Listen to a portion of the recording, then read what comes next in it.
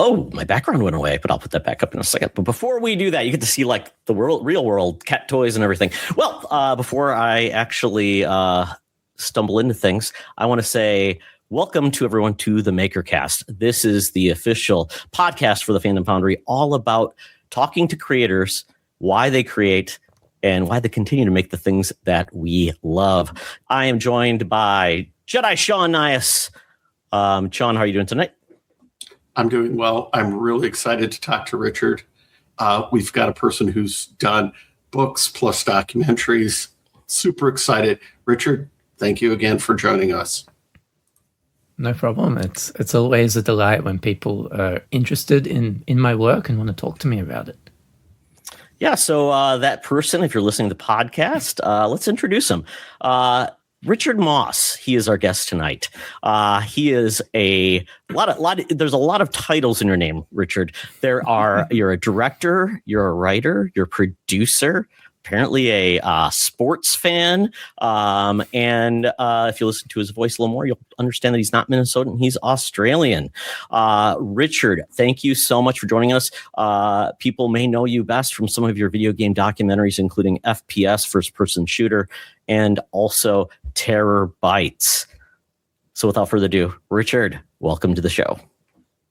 Hey, it's great to be here. Yeah, and perhaps some people might also know me from my books, which anyone seeing the video, you'll be able to see about there, above my head, if I can do that correctly. The Secret History of Mech Gaming, and right next to that is a book I wrote about soccer video games that's like 600 pages long, because I love soccer, and I've grown up, like my whole life I've been playing these games. So I made a deal with Bitmap. The Sam Dyer from Bitmap happens to be a big fan of football as well. Sorry for any Americans confused. This is what football is to the rest of the world. And I got to spend several months doing this sort of dream project, digging into hundreds of different games and doing some interviews. It was a really cool thing to have. And I know, Todd, I'm going on a tangent because I love soccer video games.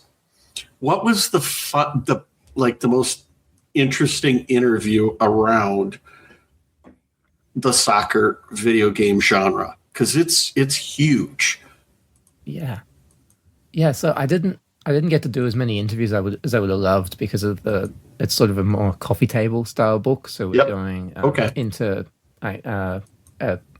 each page spread has like one game or two games. Really big games will get like 4 pages of text about it, and that's a little kind of potted history and some analysis from me. But at the back of the book, we've got, I think, 13 interviews, and I went pretty long form with these interviews. I had to cut them down actually to even fit them in, because I talked to each person for about 2 hours. Wow! And the most interesting one, that's actually a hard one, because to me they're all fascinating in different ways. Let me think. I'm just going through the pictures for everyone. I'm showing the book in the background. So watch the YouTube video. It's amazing. And we can pivot. What genre of the game did you like then? Because it evolved huge as a fan of soccer games. Football Manager. Yeah, I mean, it was huge. Games, yeah. I mean, they evolved. I even today play, whether it's EA football or whatnot. What is your sort of go-to based on the book that you wrote? Well, my favorite series was always the Pro Evolution Soccer series from Konami. Yep. Winning 11 if you're in certain parts of the world. That they kind of eventually decided to unify the title, and then they ditched it completely and changed it to eFootball. But Pro Evolution Soccer 5, which I think is winning 11-9, that one is my favorite. I love like the 2D 8-bit, 16-bit games as well. There's heaps there that I adore, and I found some new ones that I didn't know about in the course of writing the book. But for me, that was sort of the pinnacle of the genre, was in that game, and particularly the Korean version of that game, because what was happening was that Konami in those days, they would put out 4 or 5 different versions of the game in different regions around the world. So they'd start with I think Japan or Europe first, and then they do every few months they put out another region, and they're continuing to develop the game during that time. They're refining things, they're tweaking the balance, trying to get those numbers to feel just right, so that when you're holding the controller, you have an incredible game. And the Korean one is the last one. So by the time you get to the Korean version, they've ironed out all the kinks. They've figured out how to get the feel of the game just right for what they wanted to do that year. And so Liveware Evolution, I think is what they call it. It's really good. There are fan translation patches that you can download, and if you have a modded PS2 or any of these new little gadgets that you can plug in that give you the effect of a modded PS2 without actually modding it, you can play it on there, or you can get the PC version. If your computer can handle something that old, you can get the PC version. And there are heaps of fan patches that don't just change the language, but also adding in other features and tweaking the balance more. It's you just can keep going down deeper, and a really cool game. It feels like football to me more than any other football game I've played.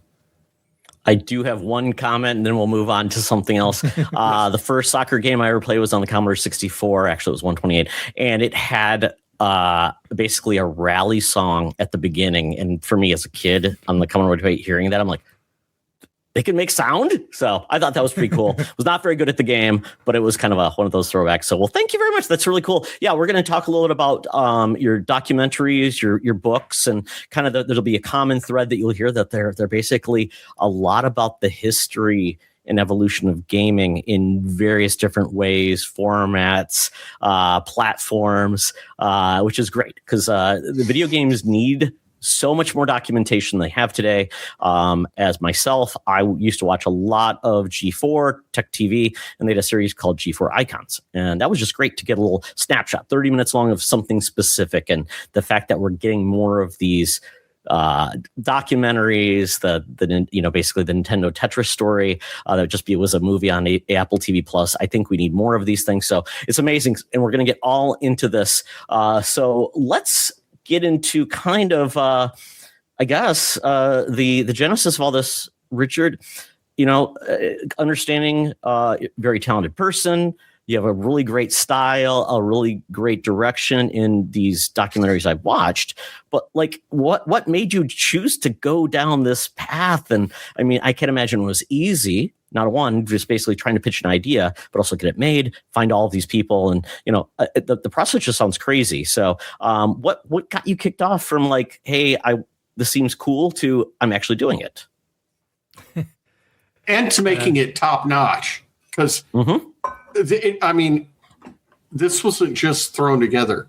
The theatrics, the cinematography, everything was wonderful.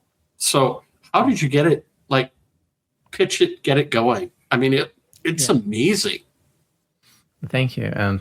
Okay, so I'll give you a very brief run-in to how I got to the point of doing the documentary. And so about 15 years ago, I was finishing university. I didn't really know what I was going to do after that in my final year. And I had a thought that I might want to go into game design. So I was doing some exercises I got out of a book for thinking about games more deeply, analyzing them. And that got me writing more. And I'd always liked writing and been a good writer. And I sort of fell in love with writing more deeply through that process and started doing some stuff online, landed freelance work, first article was actually about a 6,000 word history of adventure games for Ars Technica, which I still think is insane that was my first piece. and from there, I wasn't able to get traditional employment, so I just kept freelancing, and eventually did my first book, The Secret History of Mac Gaming, which is just based on my own passion and love for the classic Mac games, and feeling like, well, now it needs to finally get its moment in the sun. It's been overlooked too much. And then I did another book called Shareware Heroes. And around that time, I got contacted by a guy called Robin Block. And he is he's the head of Creative EC, this company that makes documentaries. So at that point, they were doing their second In Search of Darkness, I think it was. This is about 5 years ago. And he told me that they're working on this first-person shooter documentary, and he wants to talk to me. And that's about all he told me. And so we set up a meeting, and I don't know what I'm doing there. Is he sort of screening me to see if I'm suitable as an on-camera talent to be a talking head for this documentary? Has he got some other thing in mind? And we're chatting, and he's telling me about what they do, and we've got a bit of back and forth, and then he pitches me on writing it, and I was shocked because I'd been doing podcast documentaries as a side project, a hobby, serious hobby. I had designs on maybe doing it professionally one day, like actually earning more than a couple $100 a month and doing it as my job at this show called The Life and Times of Video Games, podcast documentary series. And he thought that stuff, plus my journalism background, made me someone who'd be really well suited to doing documentaries. And they needed a writer for this project that they were doing on first-person shooters. And so I rewrote their synopsis. They had a really basic synopsis. I rewrote that and signed on to be a writer and producer on the project. Shortly after that, we brought in David Craddock, who's another writer that I know, who is a proper first-person shooter expert, really deep knowledge of the genre. And we eventually decided that David would direct along with our editor, Chris Stratton, co-directors, and I would help David with writing and production. So then we made this thing. It's 4.5 hours long. We got 48. We ended up with 48 interviews. Wow. And some first-person shooter royalty in there. We had the whole original id Software team, the two Johns, Romero and Carmack. We had Tom Hall, Adrian Carmack, no relation to John. I was wondering about that. Like, Carmack, that guy, he's like, points out, like, is he just joking that he's not related to it? I guess he wasn't. Coincidental. It's this weird coincidence that they happen to have the same last name.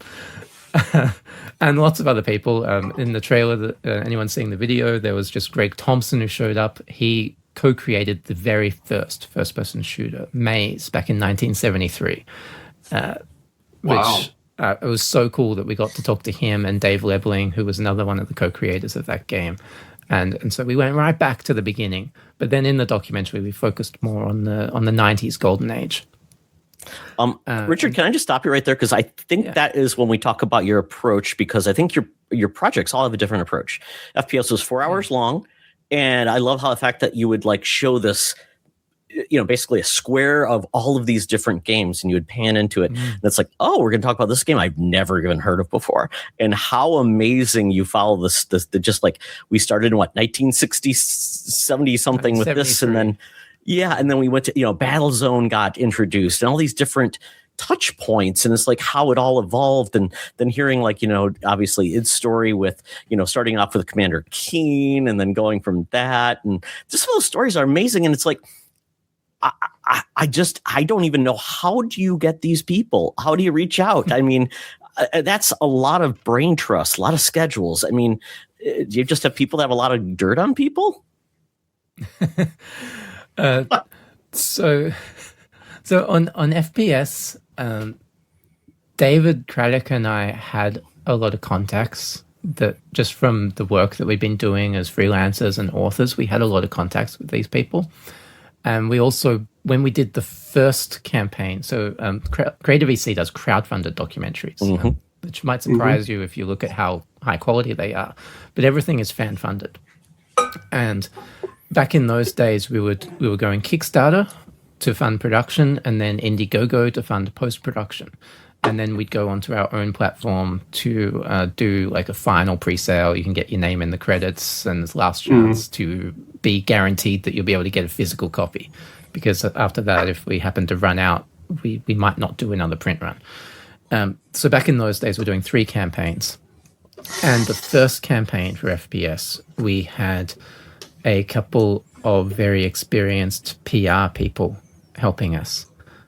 And they had some contacts as well. So they got us ins with some of the Bungie people, for instance, because they're close to those guys. Now, I knew a couple of Bungie people from my book because Bungie started out as a Mac gaming company, of course. But these two, they got us access to people at the top of Bungie and some other folks who are really hard to get in touch with nowadays. So they got us some nice ins, and sort of the combination of them plus David having written about id Software extensively meant that we managed to get John Carmack, who rarely gives interviews.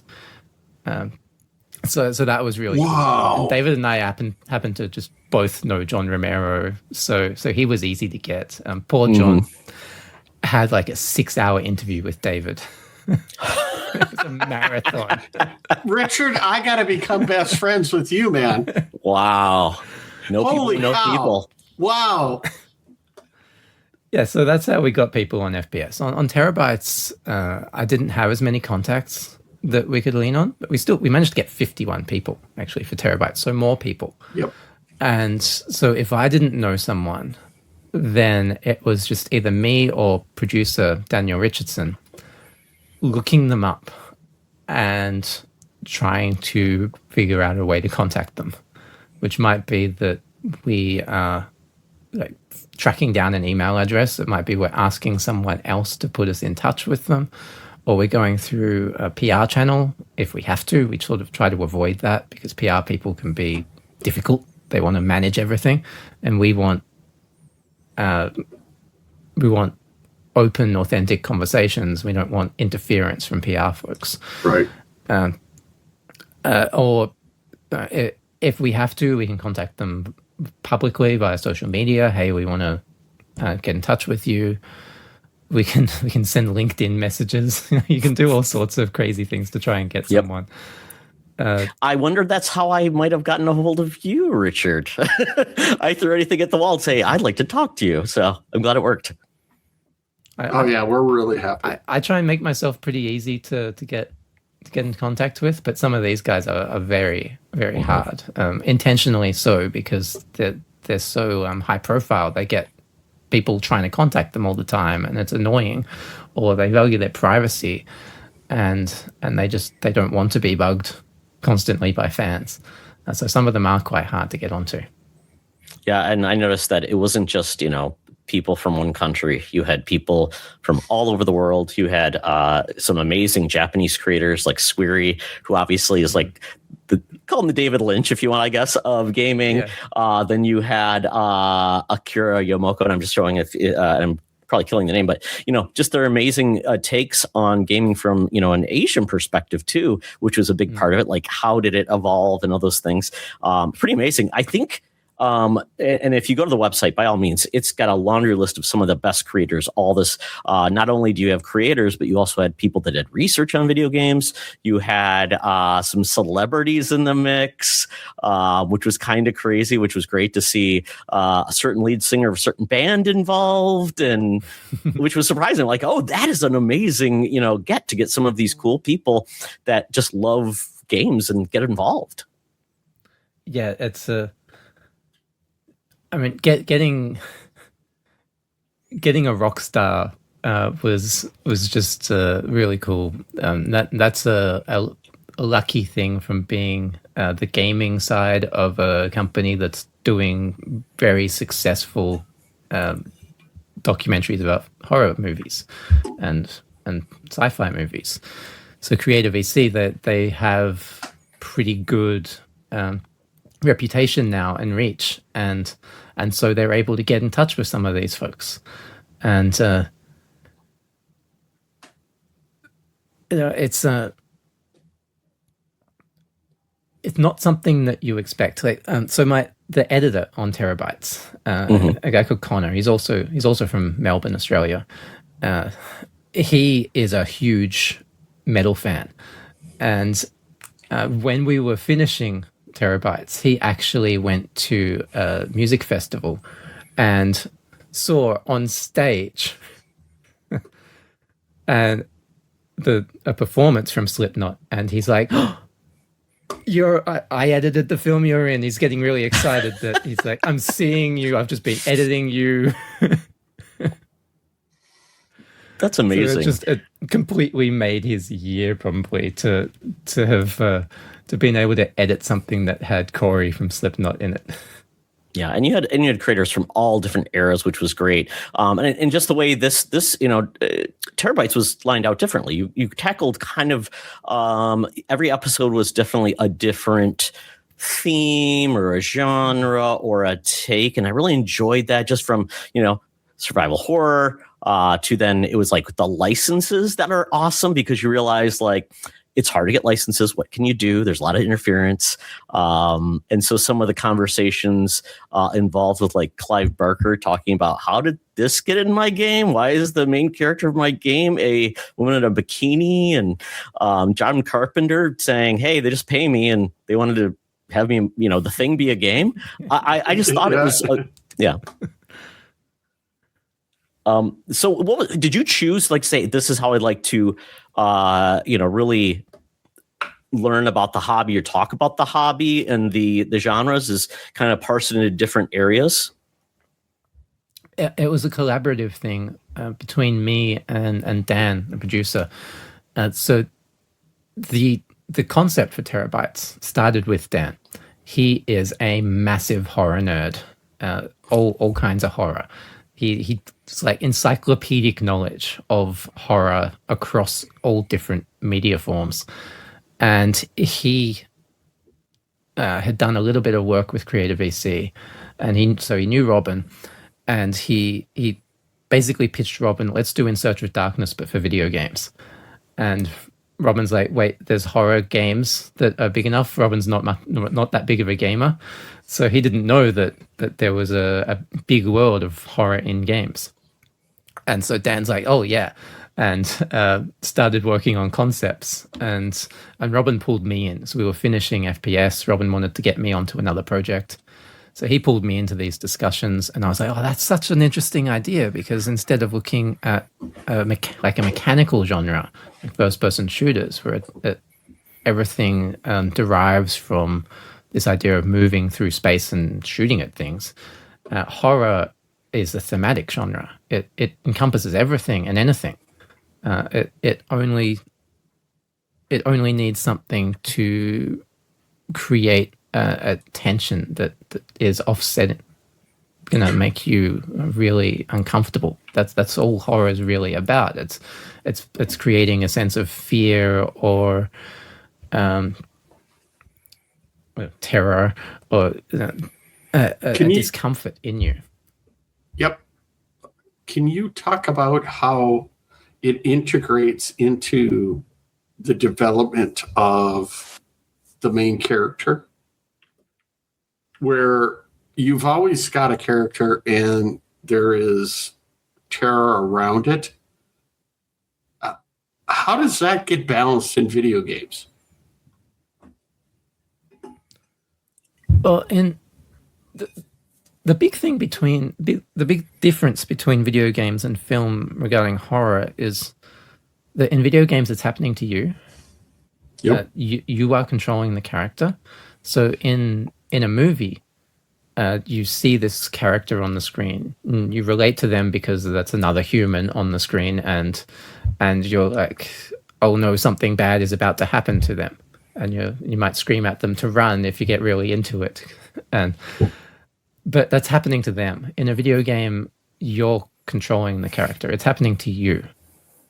So you are embodying that character, and so it all comes down to making you feel off balance. Like you're not sure what's around the corner. You don't want to walk down that corridor because it's actually you who's saying you're going to go down that corridor. You are steering them, and you're going to hesitate. Or you are spinning around constantly because you think something's behind you. There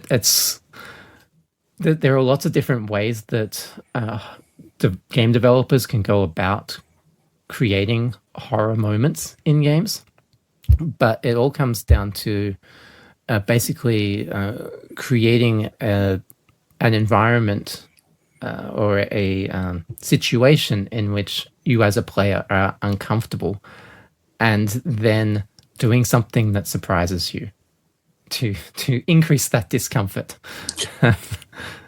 That's kind of the root of it, and then so you'll get scared. You might jump, and then they'll ease off a bit. They'll make you relax a bit, and then they'll hit you again, and that's the roller coaster ride they take you on.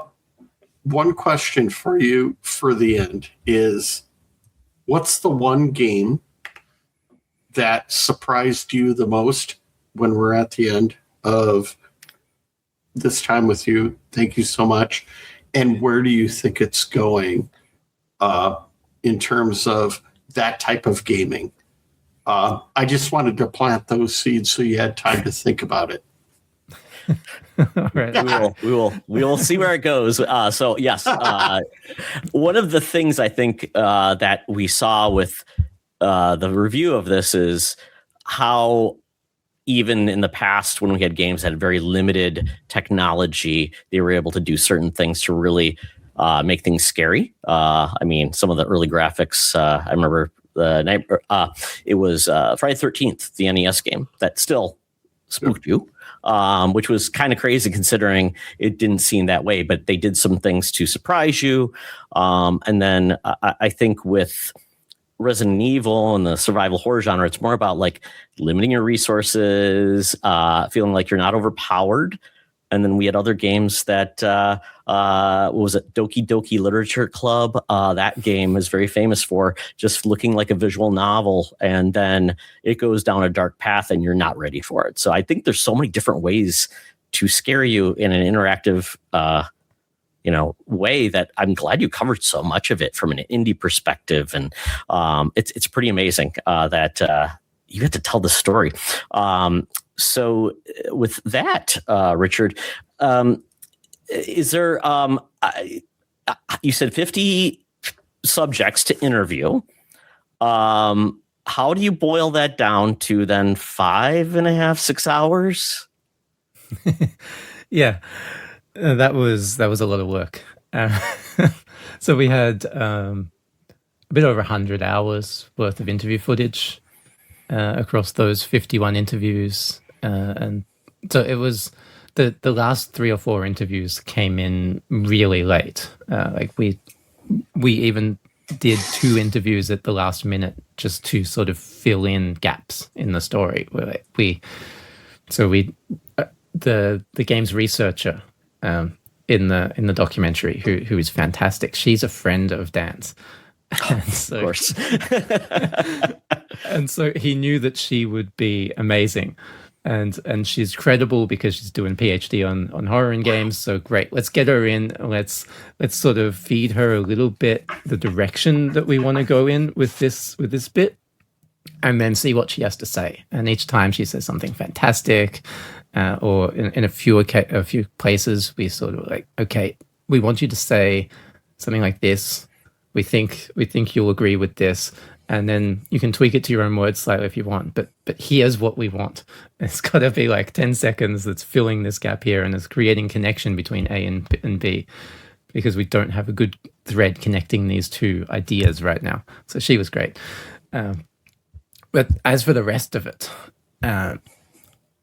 it was a long process.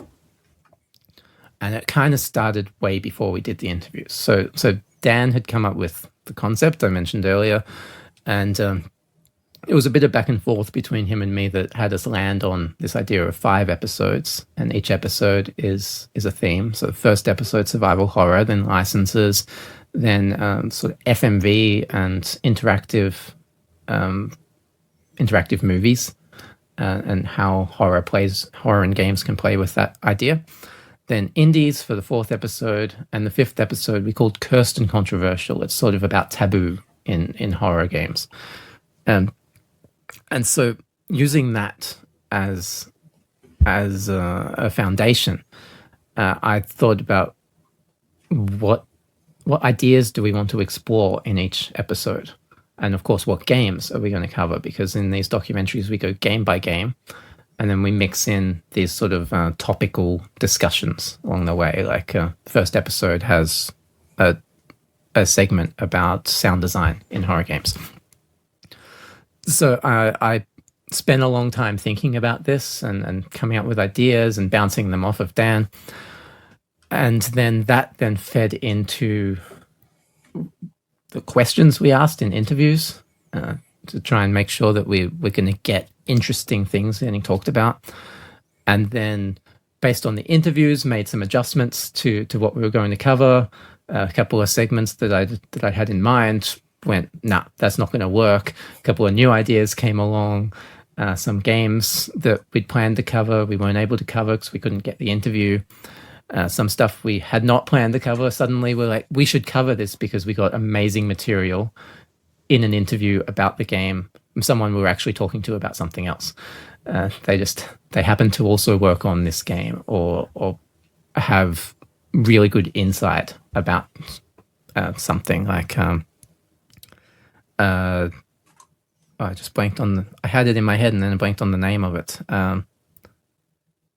Anyway, there's a game in episode 4 that I had not planned on covering, but put in just because we got such good material talking about it. It's kind of that's the joy of doing this, right? You don't know what your greatest parts will be because people will bring up things you don't don't expect. And as I was watching it, I'm like, oh, there's Clive Barker's Undying. I bet they're going to talk about. No, it moved over to another game. I'm like, that's not fair, because everybody has a touchstone game or something that they played that they're like, oh, doesn't everybody know about the game? But not everybody does. So, and to your point, you might love a game, but is there enough good stuff to really get some good sound bites and get some good footage? Can you even, and that's sort of thing, how did you get the footage approved of all of these assets and things? Is that something that, because a lot of these games, the whoever owns them is often a mystery. Yeah, well, I can finish the rest of the story, the other thing, but to answer that first, that's quite simple because in America you have fair use law. And fair use is quite permissive when using material in a transformative way for the purposes of research or documentary.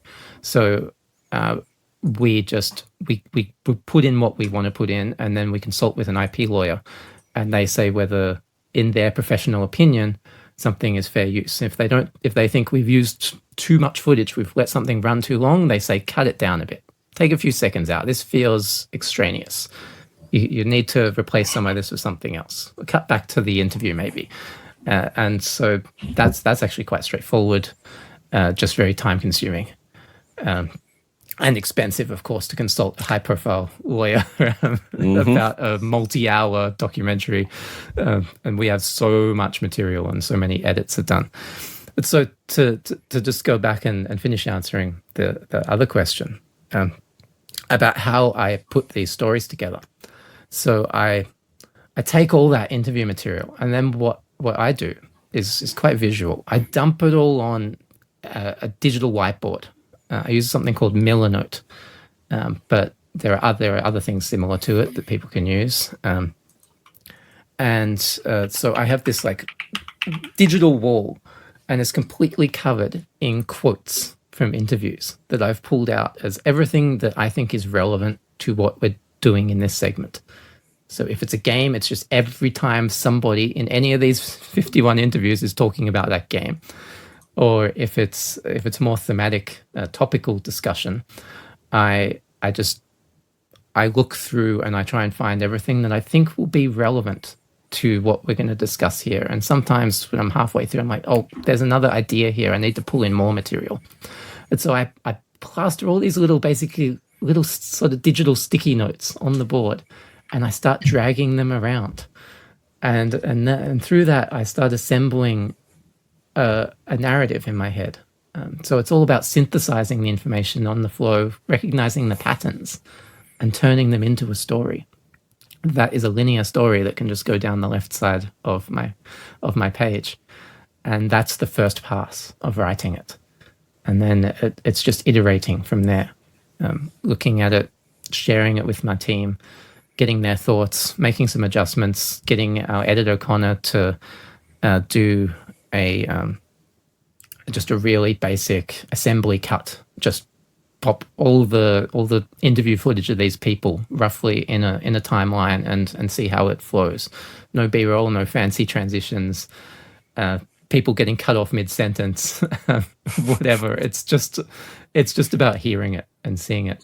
And then from that shows us whether something's working or not, and we can keep iterating from there. And he will contribute sometimes to that writing process because he's a creative himself. So he might go, when he's editing, I think actually these two lines will be better switched around, or that thing you got at the end, maybe we move that to the middle. And I was like, you go for it, you try things. This is a collaborative process. I'm not going to dictate the way it should be. And he would come back often with a brilliant idea.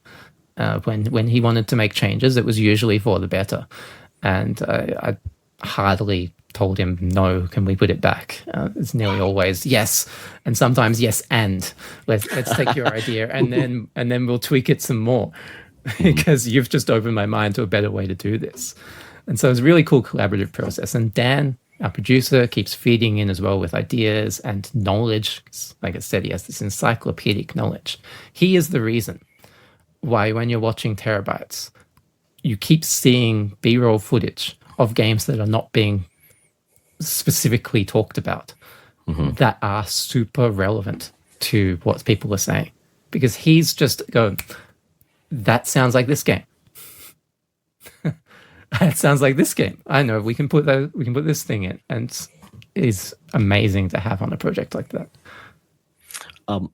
That's really exciting to see what's happening, because even in video games, there's been some amazing collections now that are out, like the Mortal Kombat Ultimate Collection. There's a great, it's an amazing kind of a merger of karateka, but it's not just the game, it's also then the documentary and all the stories from Jordan Mechner and the footage that he worked with his dad. And it's kind of like, even though the old Atari games is an Atari 50 collection, it's like the creators will be talking about the game and then you can just go in and play the game. So it's amazing to have these stories said. And like to your point that it sounds like Dan was like, I played too many games, but now my knowledge is going to come into play because I can show you this footage that makes it come to life what they're talking about. So that's amazing collaboration.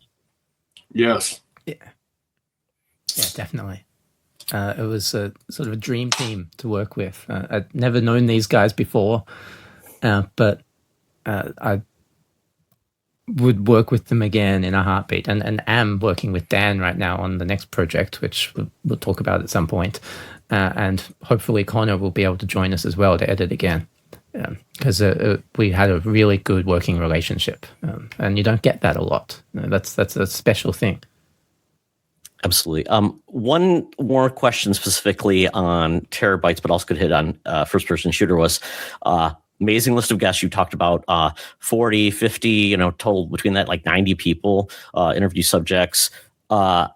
Was there anyone that you wanted to get that you just couldn't? Like schedules, availability, they've left the industry. Obviously, people are getting older now too. So you're like, are they still around? Any specific, wish I could, or maybe future opportunities? Yeah, there are a whole bunch. So I remember on FPS, we reached out to Ken Levine, best known for BioShock, and he was sort of vaguely interested, but he told David, "I don't have time right now," and we left BioShock out because we didn't have anyone to say anything interesting about it, and we had too many games to cover anyway. We couldn't fit everything into that film, and there were some others that they dropped out, or we just couldn't get in touch with them, or they weren't available. TerrorBytes is a similar thing. There are people who we tried to contact and couldn't. Then there are people who we got in touch with, and they might have been interested, but they couldn't commit, or they weren't available when we are going to be doing things. So Sam Lake of Remedy, he was on leave. He was taking a sabbatical, and then we were finishing up production. So we're like, it's going to be too hard to go back and say, "Hey, are you still interested? Can you join us?" And see if we can make that work. It was too hard. We didn't think it was worth the trouble. We already had a really good film. We were very deep into it. Every episode was almost done at that point.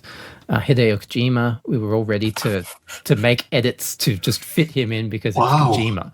You know, you just, really? You make him fit if it's Kojima. Oh yes! Holy cow! Really? Yeah, Dan had conversations with his people, with Kojima's people. Wow! But for whatever reason, we were told he's not going to be available. So that was a disappointment. But hey, we got in touch, so that was awesome. And the other big one, really big one that we almost got was Shinji Mikami. And he was too busy with work that he's doing, and so schedules didn't align, and we weren't able to get him. That's sometimes not a bad thing that they're busy, because that means that they're making awesome stuff still today, and that initial contact might lead to something when they're less busy down the road. I'm just going to say I'm like E9 way from Kevin Bacon through Richard. That's true. Where we may have had a contact. 6 degrees. That's right. The 6 degrees. Richard. You never know. Thank you, Richard.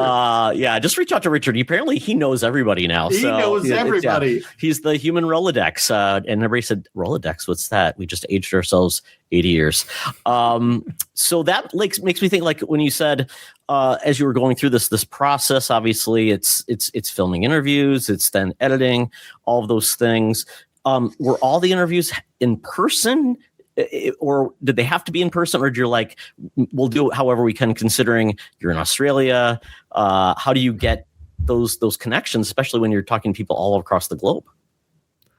So we work with local camera operators. It costs too much money to send someone around, traveling all around the world. So because we're fan funded, we try and maximize our use of the budgets.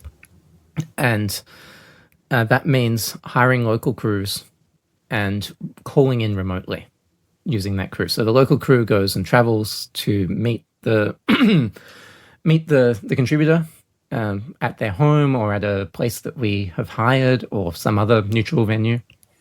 And they film it while we are on an iPad or a laptop around the world or across the country, depending on where the person is.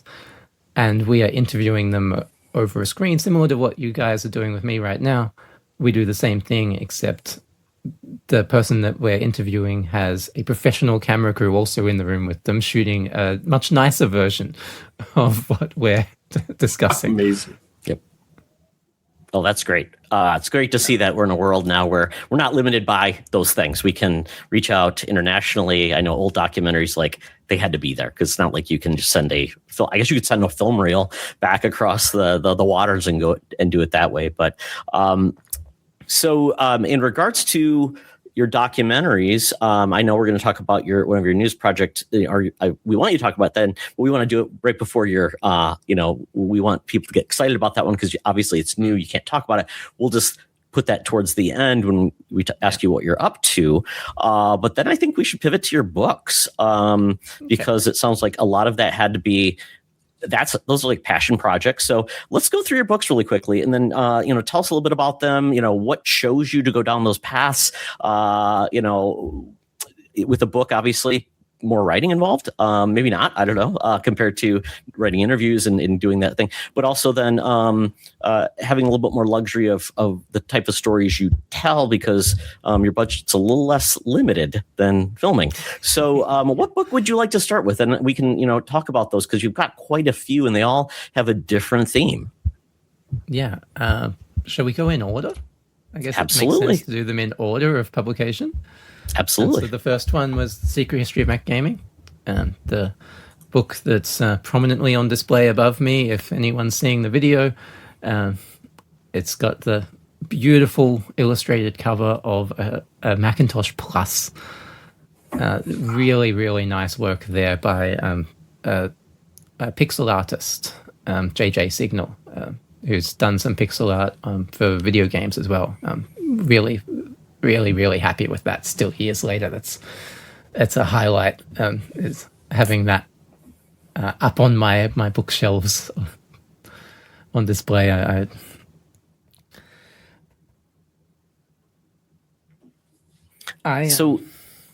ahead, Richard. Yeah, I was just thinking about how to talk about this project. But if there's a question you want to ask to prompt me in a certain direction, go ahead. Sure. So Mac gaming obviously is one of those weird platforms that now Mac gaming is not a thing, but I remember back in the day, they were pretty much getting the same titles as, Commodore 64, personal PCs, IBM junior PCs, things like that. So there was more parity. The technology was a little bit more limited, but each platform had their own, sound chips. Were very monochrome. Obviously, Apple and Mac, typically there were one unit altogether. They come with a floppy. So in regards to Mac, I know especially across the oceans, you didn't always have the same. We didn't always have the same devices. So for you and Mac gaming, was that kind of a hallmark to your gaming journey? Yeah. So when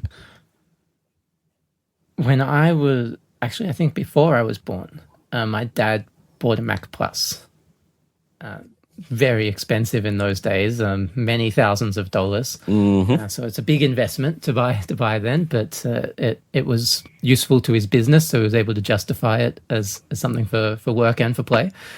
And so he bought this Mac Plus, and it's the first computer I used. I have a memory of being 3 or 4 years old and getting distracted while I'm watching a cartoon, like something like Captain Planet, or there's this British show called Banana Man. If you're seeing the screen there, there's a shot of each of them. And yeah, being distracted by my brother starting up a game. And that was a port actually of an Atari game called Alternate Reality, The City. It's a computer role-playing game set in this alien city. It's a weird, extremely ambitious game that had weather effects and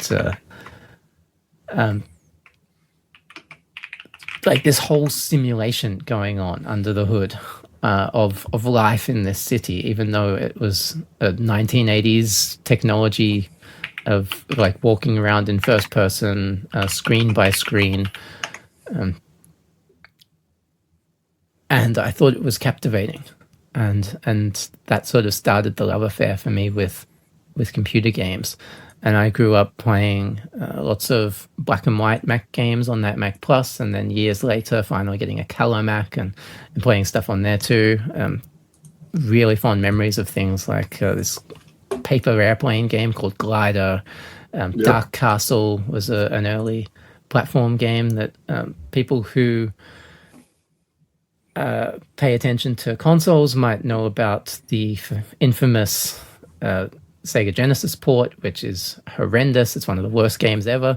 But the Mac original was a really good game, and it was celebrated in its time. It's really frustrating to play, but most games were back in those days, so we shouldn't hold that against it. And I remember games being imaginative in that era, very, very imaginative, often gorgeous to look at, made creative use of a mouse-based interface, quite high resolution, and just lots of really cool games, many of them being Mac only or Mac original.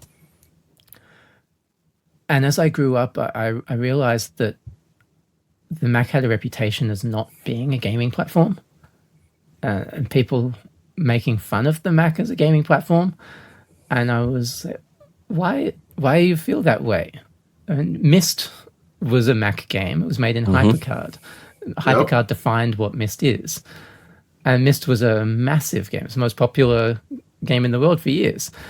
I remember Dark Castle, as I said. There were these really cool games, and Marathon from Bungie. And so why does it have this reputation? Why do people keep joking about it? And I wrote an article. The article did pretty well.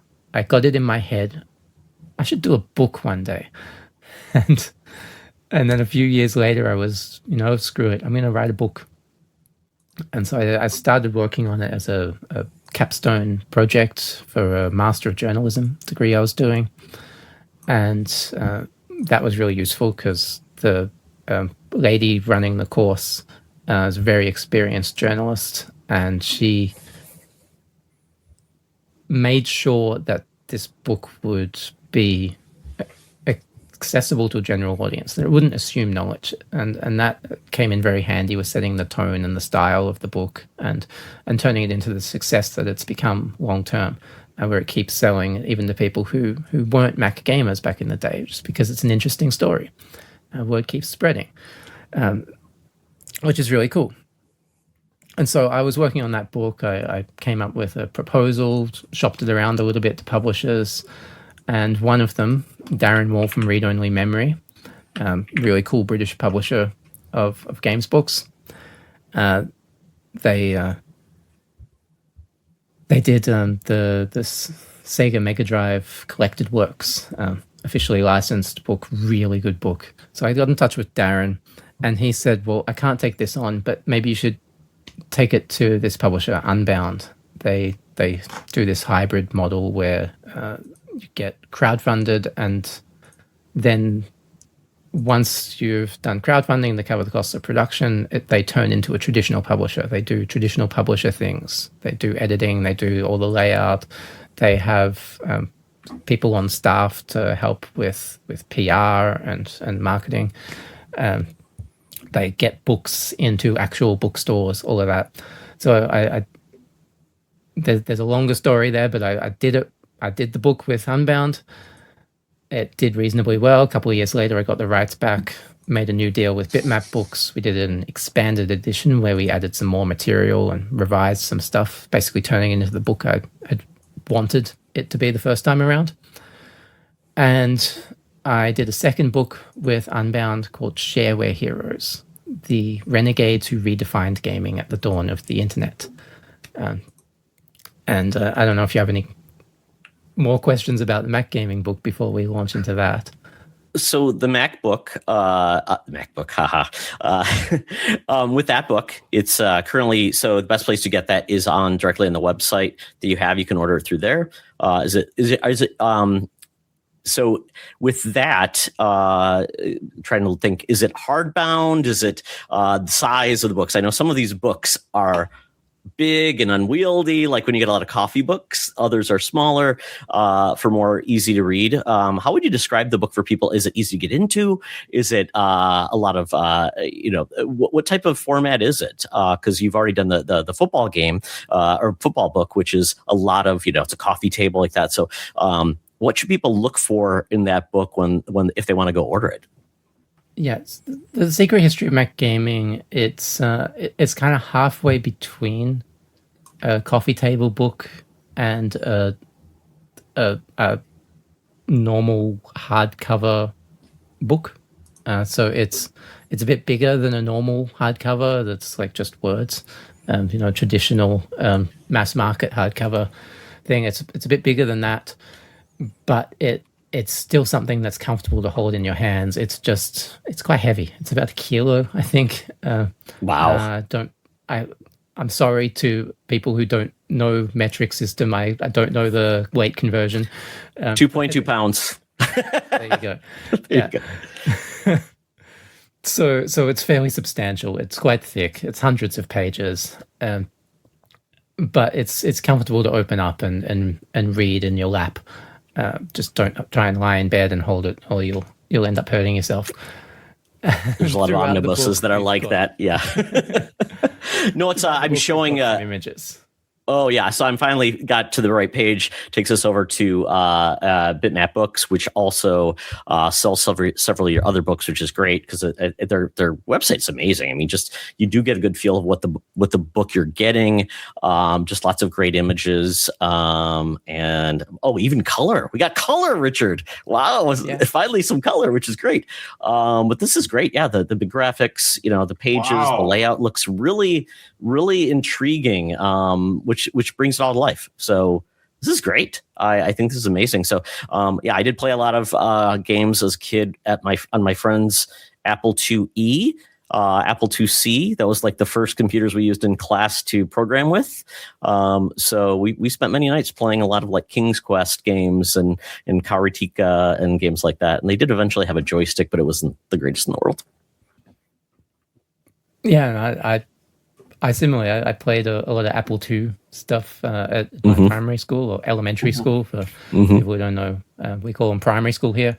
A lot of lemonade stand on there. But then also they had a couple of Macs there, and I hardly ever used them because I'm like, I've got one at home. I just played one at home. I'm going to play Lemonade instead on the Apple II. And it was interesting working on the book and seeing that while the Apple II was really known as a gaming platform, the Mac, Apple specifically steered it away from being perceived that way.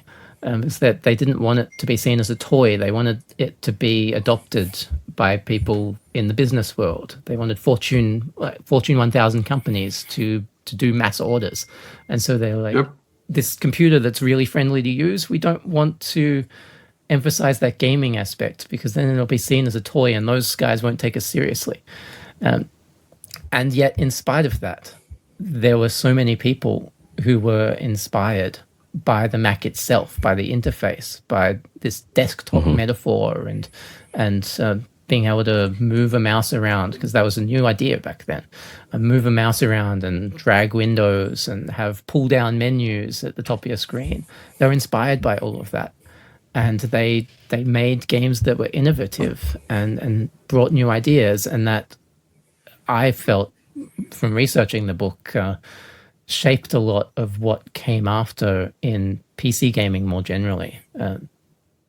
Despite the lower sales of the Mac, it had a big influence in what came next. Absolutely. And there's a whole history of what was big in the US wasn't necessarily what was big overseas. In the UK, NES wasn't a big thing. It was more of their I think it's Amstrad, and then the Commodore 64 and Amiga. So it's always interesting, the platforms that become people's love. Somebody always knows somebody who had a Virtual Boy. Somebody always had the Commodore 128, which I did, which never had any games because it just played Commodore 64 games. So we all had those oddity systems, and it's always fun to be, see them getting love now today. So yeah, if you are interested in Mac's history and gaming, this is where it all went, and hopefully we'll see them come back. So let's move on to shareware, which was part of the first person shooter phenomenon, because a lot of us got a disc at a store that gave you the game in the first level for free, and then it's called shareware, and basically you passed it around, but then once you got hooked, you had to buy the rest of the game. So with shareware, it's an interesting business model that doesn't really exist today, but it kind of needed to exist to grow that gaming at a time. Yeah.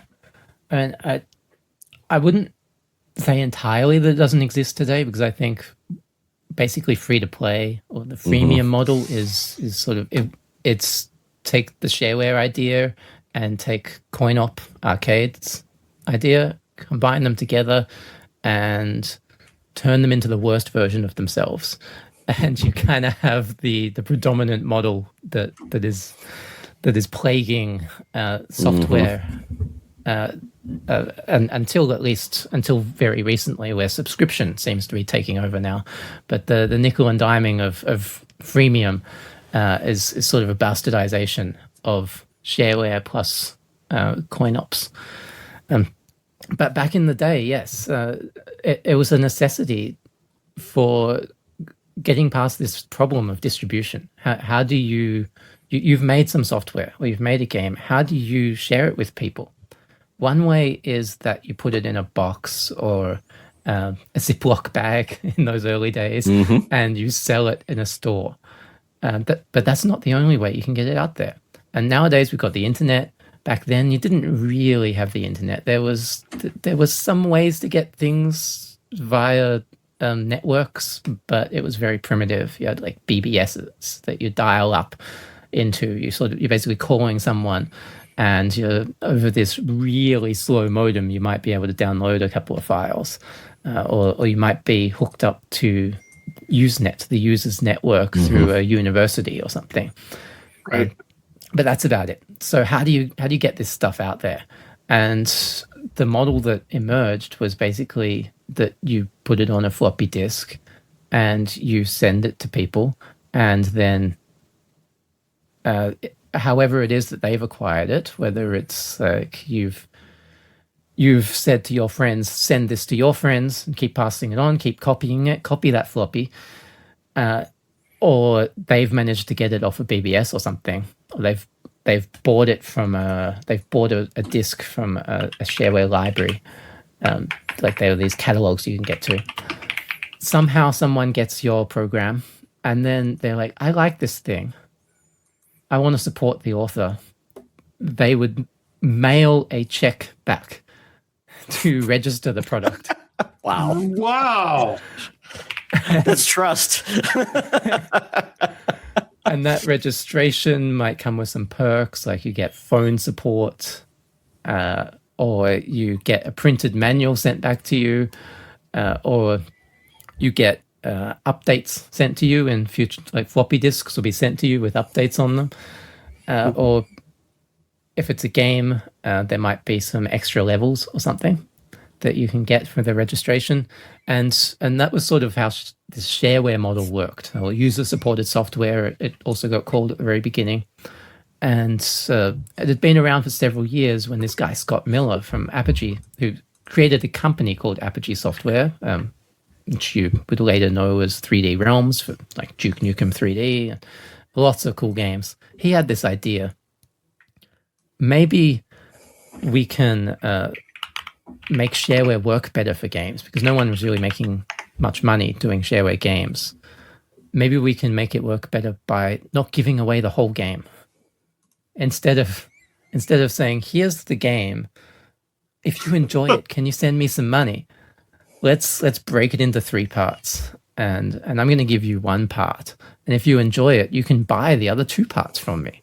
And so people are incentivized now to actually send him money for something that is just for their enjoyment. It's fun, it's entertainment. People aren't naturally incentivized to pay for entertainment. If it's free, people will very often just move on to the next free thing. So that incentivized people. That was a very effective model. He made a lot of money. He quit his job. Oh, it's brilliant. It's still today. Yeah. That is brilliant. And that inspired other people, like Epic Games.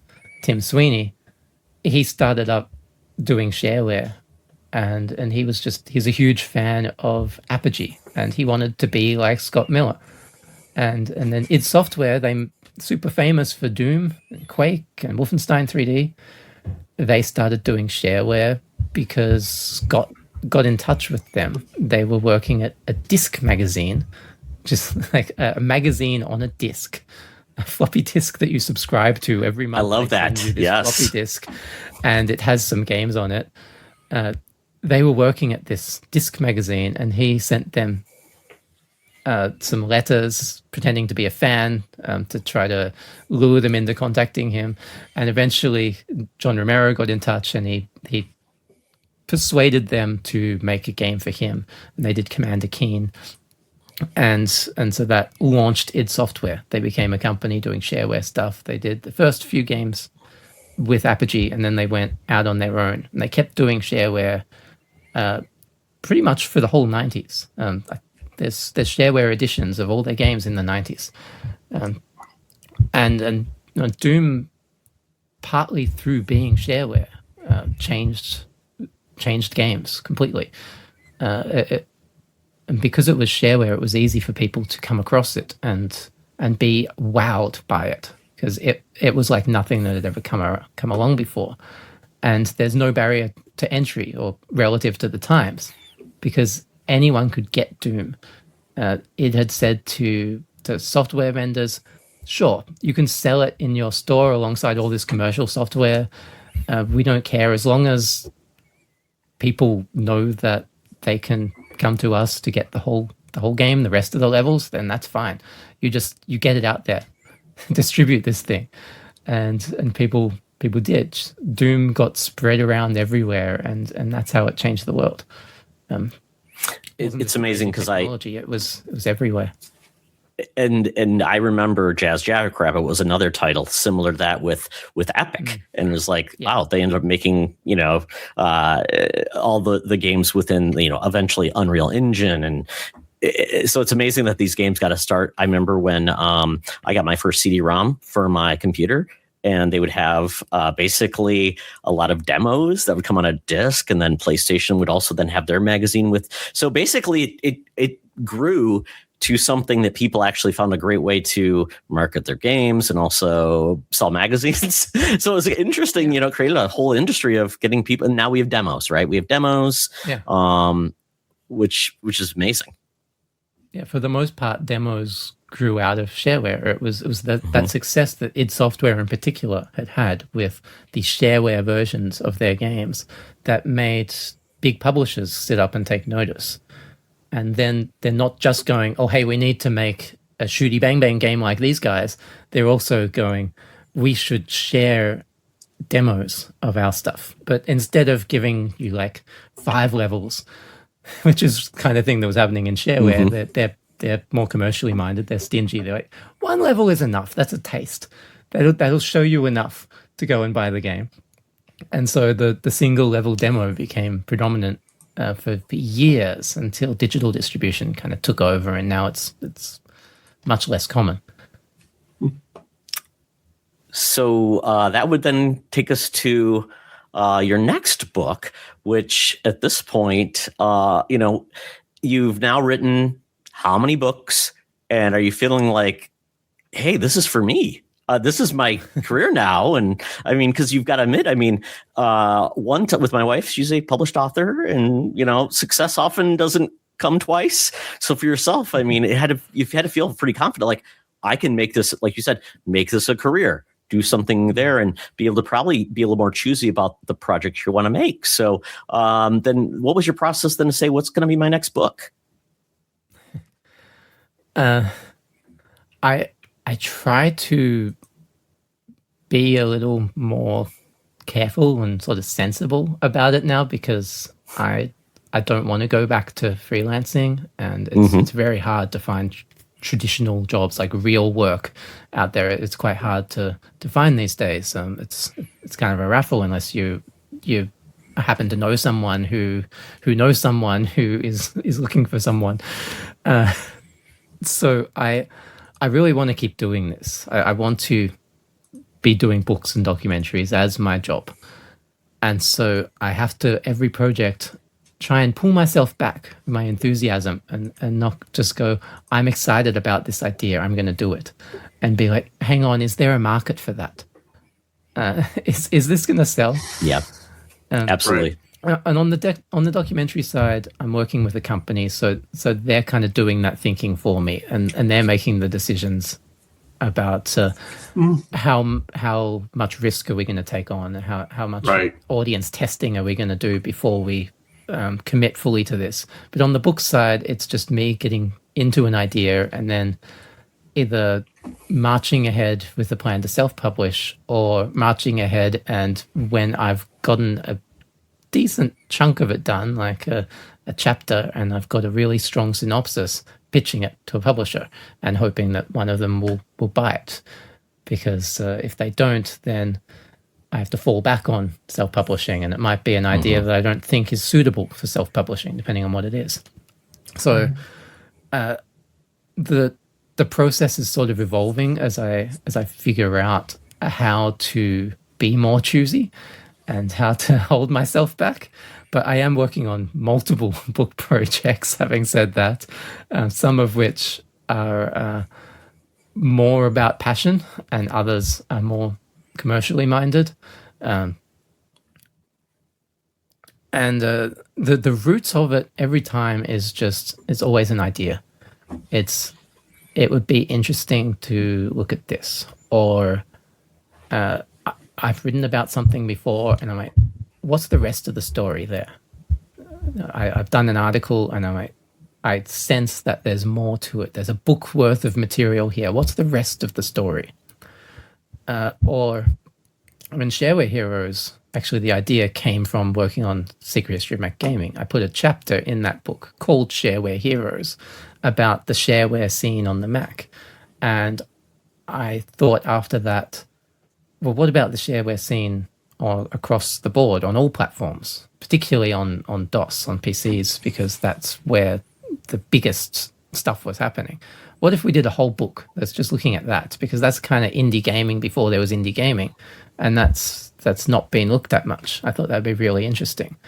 And lots of other people agree with me that it's really interesting, but sadly it hasn't done commercially as well as I'd hoped, which I partly blame on the publisher, because Unbound's gone out of business now.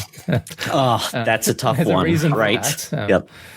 Yeah, there's a reason for that. They were not running their operations very well, but that was passion, and I've not made back the time that I spent in money on that project yet. And so that was sort of a lesson that I need to think more carefully. If this is my job, if I'm doing this for a job, how do I make back my money? At least some project has to pay for all the stuff that doesn't make back the other money. I have to think about it in that way. But having said that, there's a lot of just uncertainty. And so one book that is coming up very, very soon, probably not announced by the time this goes out, because we just got a cover done, and it's doing paperback layout right now.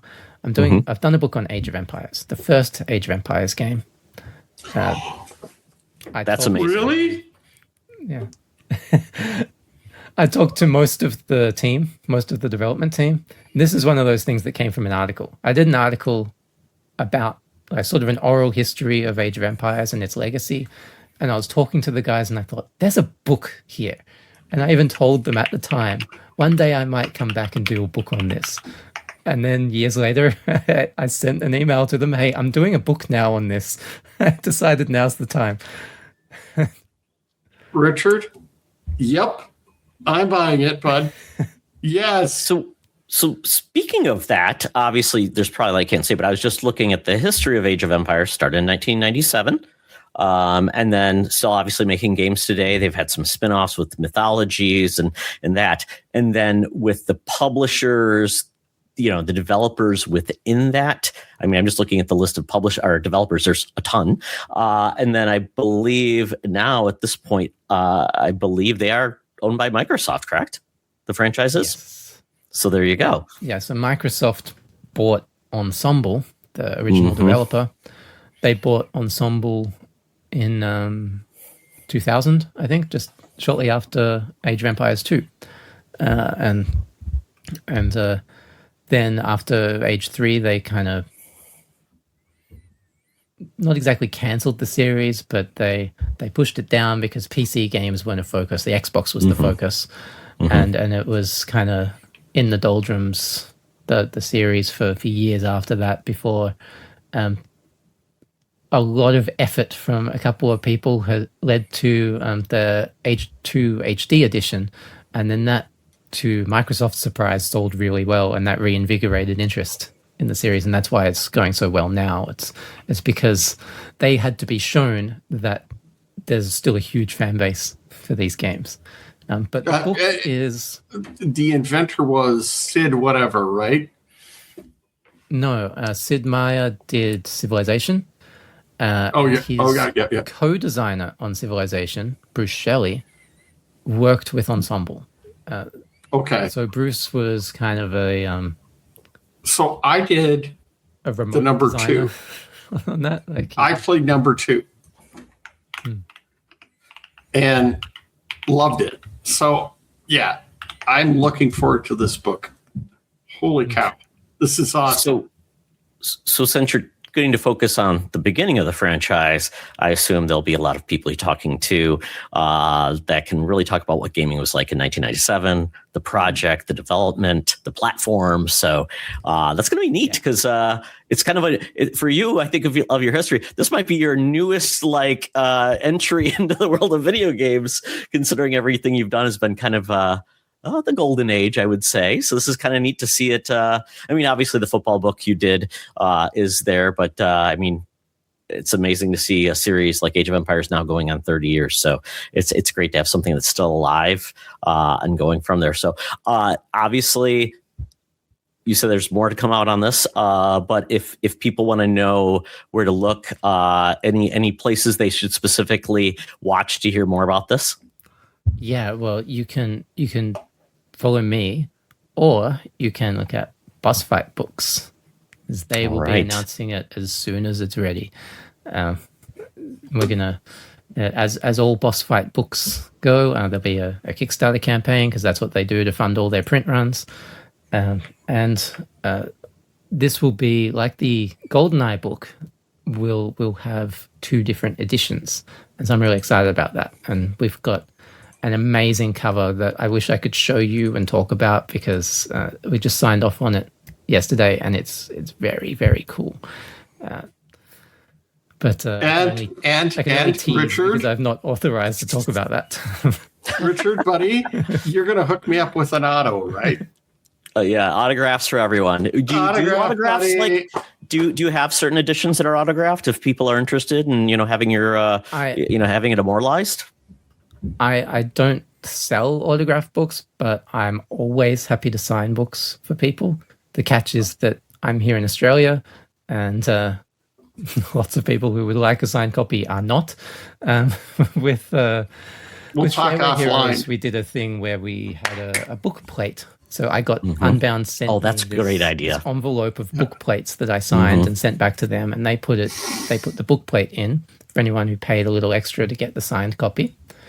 I don't think we're doing that on this book, but I'm always, of course, happy to sign books for people if they can get it in front of me, or if I happen to have spare author copies and can sell them a copy, like with Shareware Heroes, which it's actually now out of print because the publisher's bankrupt. So the copies that I have left, I am happy to sign for people if they are willing to pay for shipping from Australia to wherever they are in the world. So I actually, one of the things I need to do this week is sign a copy for somebody who emailed me to say they'd like to buy a hardcover and requested I sign it. So absolutely, people can contact me and I will sign it. If people happen to meet me, I will sign it. I'll always happily do that. Amazing. I think the side gig is going to be book plates. Richard, just stock up, say whatever, and then send your self-addressed stuff, stamped envelope. I think would just be the way that you did it. So that's awesome. So we want to thank you so much for your time. We're in different continents.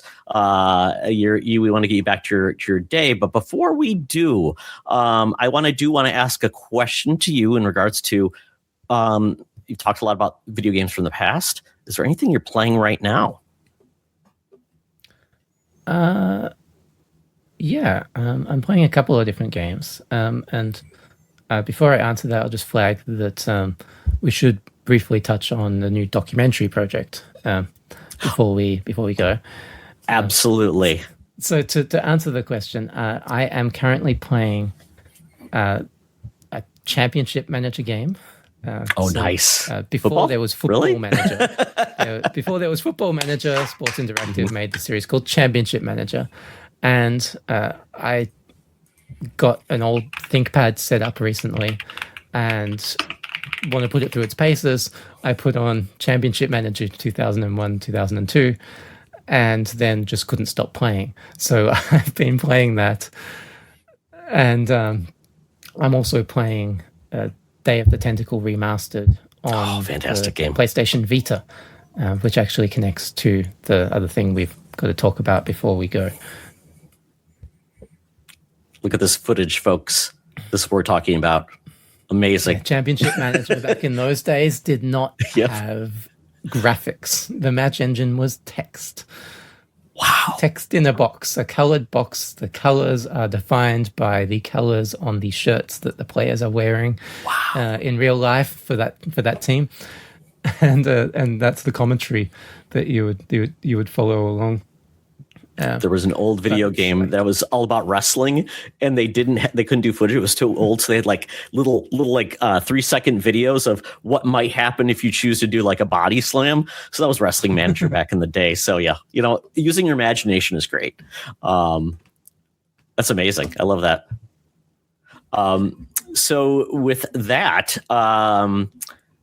got a couple projects. We talked about one that might be coming very soon. We can't say more when you'll be able to play that, but very excited that you're not leaving documentaries, and your new project is close to my heart, and it involves a lot of people that love adventure games. So let's talk about our favorite adventure game engine, Scum. Yeah. So after TerrorBytes, we wanted to keep the band together. We wanted to do a new gaming documentary, but we weren't really sure what to do. So I took a bit of time to think about it, came up with some ideas to share with the team, and we decided the thing that resonated the most as an idea that kind of fits with the Creative VC demographic, if nothing else, like the people who are of a certain age, that's the kind of the audience we want to target, is people who are mid-30s and up, because they still like buying physical things. They might want to buy a Blu-ray to support us, because that's where we get most of our money, from selling Blu-rays. I love adventure games. I've always wanted to do a big project on adventure games, and I had this idea of, well, what if we did a documentary just about the Scum engine from LucasArts and all the games that came out on that. So things like Monkey Island, The Secret of Monkey Island, Monkey Island 2, LeChuck's Revenge, The Curse of Monkey Island, Loom, Maniac Mansion, Sam & Max Hit the Road is a personal favorite of mine. Day of the Tentacle, I just mentioned before, Full Throttle, The Dig, a couple of Indiana Jones games, all these amazing adventures, point-and-click adventures, and also the humongous entertainment kids adventures, like Freddy Fish. Oh, that's right. Putt Putt, Spy Fox, and Pajama Sam. They're wonderful games, those. I've actually been playing them with my 4-year-old daughter. Every week or two we're doing a new one, and she's loving them because they're so special. So I thought, let's do this for our next project. And people seeing on the screen here, if you're watching the video, Ron Gilbert has agreed to be in it, as have a few other people. We will be expanding that cast, of course. We're not going to get to 50, but the plan is to do 20 or 30 probably. And the catch is that this is something that's really niche, and we believe that it resonates with a lot of people, and we can see clearly that these games have a massive cultural legacy. They're fondly remembered so widely and by so many people. But we don't know if there's a viable audience in selling a documentary that's focused on on the Scum engine and games, and so we need proof. I've been told if we don't get clear signs that that people want us to make this thing, then it's not going to happen. They're not going to make it. I'll have to go and dig into this in a book or something, which I may do anyway one day. But I'd really like to do a documentary on this. I think it's overdue to get a documentary. So we need people to go to this website, scumdoc.com. That's SCUMM for anyone who's forgotten how to spell the Scum engine. It's not like you are Scum. It's Scum. That's the name of the toolkit that was created for Maniac Mansion. The script creation utility for Maniac Mansion, as it was. I was just going to ask you. You have to spell it out so people know why did they choose that. Yeah. So Passport to Adventure, the Scum story, is the name we landed on, and that's actually, for the super fans among you, that's a reference to a demo disc that LucasArts put out that had short demos for a few Scum adventures on it. I consulted with some people in the community on title ideas, and they said, this is the one. This has to be the one. So if people go to scumdoc.com, they can sign up for the waitlist / newsletter thing, and the more people we have on that, the more likely it is the project will go ahead. The goal is to get to at least 1,000. We're in the hundreds. I don't know what the number is right now, and it'll be higher by the time this goes out anyway. But we need people, if they want this thing to exist and if they would support it, we need them to sign up. And the perk is that you'll get updates emailed to you as we announce more cast and have more to share, and you'll get to help shape this thing. You'll get to sort of feed into the creative process of making it by telling us what stuff you remember from those days that you'd love us to dig into. Like, it's sort of a retrospective documentary with all these talking heads from the era. And so they're going to be talking about behind-the-scenes stories, similar to what we had on TerrorBytes and FPS and other documentaries that companies made. So people are reflecting on the era, and they're telling behind-the-scenes stories, but we can't cover everything in every game, so we have to choose. Are we going to talk about insult sword fighting from Monkey Island? Yeah, probably. Mm-hmm. But what are the things that people want us to dig into? And that's one of the things I'll be hoping to get out of the people on that wait list, is some direction on what they would love, what they care the most about, and tell some of those stories, while also digging into some things that maybe they have never heard of. Like, there was this Scum University internal training program. Really cool. Wow. That's you get hired into LucasArts, and that's how you would learn to use the Scum toolset. You'd go through this kind of boot camp that they called Scum University, where they would train you in how the tool works, and you'd make some stuff. You'd make some little demo stuff. And that was actually the seed that led to Sam and Max Hit the Road.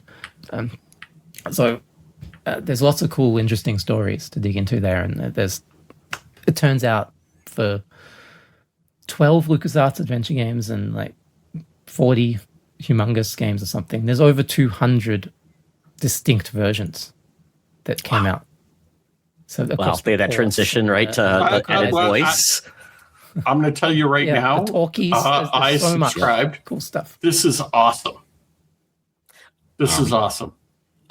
It was interesting because in one of the documentaries you had the Williams, or I think it was Ken Williams from obviously, yeah, and they're amazing. And I think of at the time, like King's Quest, Space Quest, they kind of got this moving forward, and the Scum engine was a big step forward because you weren't just randomly typing in words and hope you got it right. This was a combination of verbs and objects, and then you got music, and this was such a huge push in what made PC special at the time, I felt like, which is what I played so many of those games on, and it was just amazing. So I think there's a lot here, and it's going to be great to see who else you get, because there's certain creators that worked on a lot of games with Ron Gilbert who are huge, obviously, and have influenced everything, and Telltale obviously is kind of like that influenced Telltale to come up with Walking Dead. And we have that new game Dispatch, which is once again taking notes from that. So I think without these games, we would not be in the same type of storytelling in video games without these. So this is amazing.